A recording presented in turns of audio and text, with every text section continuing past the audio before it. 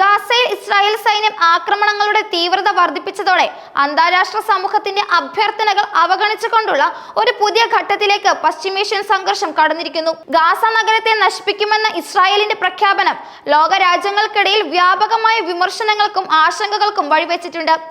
ഗാസയിലെ മാനുഷിക ദുരന്തം കൂടുതൽ രൂക്ഷമാകുന്ന ഈ സാഹചര്യത്തിൽ ഇസ്രായേൽ പ്രതിരോധ മന്ത്രി ഇസ്രായേൽ കാറ്റ്സ് സൈനിക നടപടികൾ നിർണായകമായ ഘട്ടത്തിലേക്ക് കടന്നതായി എക്സ് പ്ലാറ്റ്ഫോമിലൂടെ അറിയിച്ചു. ഗാസയിൽ നിന്നും 7.5 ലക്ഷത്തിലധികം ആളുകൾ തെക്കൻ പ്രദേശങ്ങളിലേക്ക് പലായനം ചെയ്തെന്നും വ്യോമ കരമേഖലകളിൽ ഇസ്രായേൽ സൈന്യം ശക്തമായ വിന്യാസം ഏർപ്പെടുത്തിയിട്ടുണ്ടെന്നും കാറ്റ്സ് വ്യക്തമാക്കി. ഹമാസിനെ വെല്ലുവിളിച്ചുകൊണ്ടുള്ള അദ്ദേഹത്തിന്റെ പ്രസ്താവനയിൽ എല്ലാ യുദ്ധലക്ഷ്യങ്ങളും കൈവരിക്കുന്നതുവരെ ഇസ്രായേൽ പിന്മാറില്ലെന്നും സൈന്യത്തിന്റെ ഉത്തരവുകൾ അനുസരിച്ചില്ലെങ്കിൽ ഗാസയെ നശിപ്പിച്ച ഹമാസിനെ ഉന്മൂലനം ചെയ്യുമെന്നും ഭീഷണി മുഴക്കി. ഇത് വെടിനിർത്തലിനായി ലോകരാജ്യങ്ങൾ നടത്തുന്ന നയതന്ത്ര ശ്രമങ്ങൾക്ക് ഒരു തിരിച്ചടിയായിട്ടാണ് വിലയിരുത്തപ്പെടുന്നത്. ഇസ്രായേൽ ആക്രമണത്തിന്റെ തീവ്രത വർദ്ധിച്ചതോടെ ഗാസയിലെ സാധാരണക്കാരുടെ ജീവൻ അപകടത്തിലായിരിക്കുന്നു. കഴിഞ്ഞ 24 മണിക്കൂറിനിടെ മാത്രം ഗാസയിൽ ഇസ്രായേൽ നടത്തിയ ആക്രമണങ്ങളിൽ 79 പേർ കൊല്ലപ്പെട്ടതായിട്ടാണ് റിപ്പോർട്ടുകൾ. ഗാസ നഗരത്തിലാണ് ഏറ്റവും അധികം മരണങ്ങൾ സംഭവിച്ചതും. അന്താരാഷ്ട്ര തലത്തിൽ വെടിനിർത്തലിനുള്ള സമ്മർദ്ദം ശക്തമാണെങ്കിലും ലക്ഷക്കണക്കിന് പലസ്തീനികൾ തിങ്ങിപ്പാർക്കുന്ന ഗാസ സിറ്റിയുടെ നിയന്ത്രണം പിടിച്ചെടുക്കാനുള്ള ശ്രമത്തിലാണ് ഇസ്രായേൽ സൈന്യം. അൽ-ഷിഫ ആശുപത്രിക്ക് ചുറ്റും ഇസ്രായേലി ടാങ്കുകൾ നിലയുറപ്പിച്ചിരിക്കുന്നതും ആശങ്ക വർദ്ധിപ്പിക്കുന്നു. ആശുപത്രിയിൽ നിലവിൽ 159 രോഗികളാണുള്ളത്. ആക്രമണ സാധ്യത ഭയന്ന് ആശുപത്രികളിലേക്കുള്ള പ്രവേശനം പരിമിതപ്പെടുത്തിയിട്ടുണ്ട്. ആശുപത്രിയുടെ കെട്ടിടത്തിന് മുകളിലൂടെ ഡ്രോണുകൾ തുടർച്ചയായി പറക്കുന്നതിനാൽ പ്രധാന പ്രവേശന കവാടം അടച്ചിട്ടിരിക്കുകയാണെന്നും അൽ-ഷിഫയിലെ നവജാത ശിശുക്കളുടെ തീവ്രപരിചരണ വിഭാഗം മേധാവി ഡോക്ടർ നാസൻ ബുൾബുൾ പറഞ്ഞു.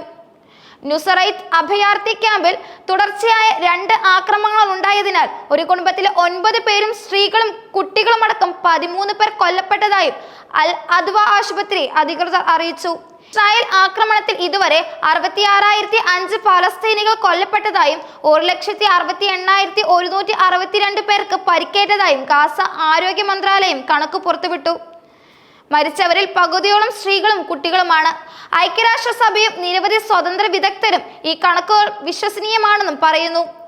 ഗാസയിലെ വംശഹത്യയെ ലോകരാജ്യങ്ങൾ ശക്തമായി അപലപിക്കുന്നുണ്ട്. ഐക്യരാഷ്ട്രസഭയുടെ പൊതുസമ്മേളനത്തിൽ നടന്ന ചർച്ചകളിൽ ഭൂരിഭാഗം രാജ്യങ്ങളും പാലസ്തീൻ ഐക്യദാർഢ്യം പ്രഖ്യാപിക്കുകയും ഇസ്രായേലിനെതിരെ ശക്തമായ നിലപാടെടുക്കുകയും ചെയ്തു. US-നെ പോലുള്ള ചില രാജ്യങ്ങൾ മാത്രമാണ് ഇസ്രായേലിനെ പരസ്യമായി പിന്തുണയ്ക്കുന്നത്.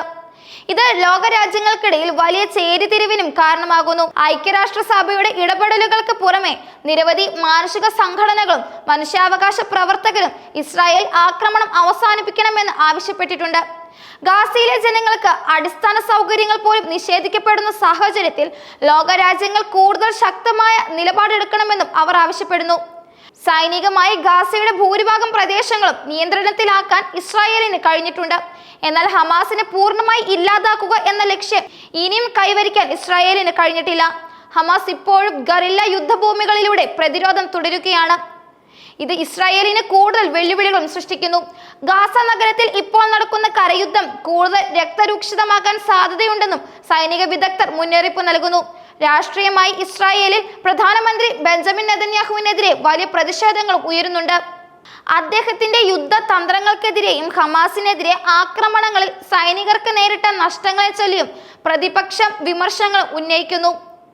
രാജ്യത്തിനകത്തെ സമ്മർദ്ദങ്ങൾക്കിടയിലും യുദ്ധം തുടരാനുള്ള സർക്കാരിന്റെ ഈ തീരുമാനം അന്താരാഷ്ട്ര തലത്തിൽ ഇസ്രായേലിന് കൂടുതൽ ഒറ്റപ്പെടാൻ കാരണമാകുന്നു.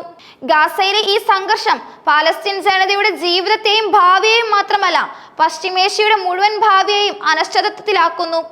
വെടിനിർത്തൽ നടപ്പാക്കാനുള്ള അന്താരാഷ്ട്ര സമ്മർദ്ദം എത്രത്തോളം ഫലപ്രദമാകും എന്നതിനെ ആശ്രയിച്ചിരിക്കും ഈ പ്രതിസന്ധിയുടെ ഭാവി.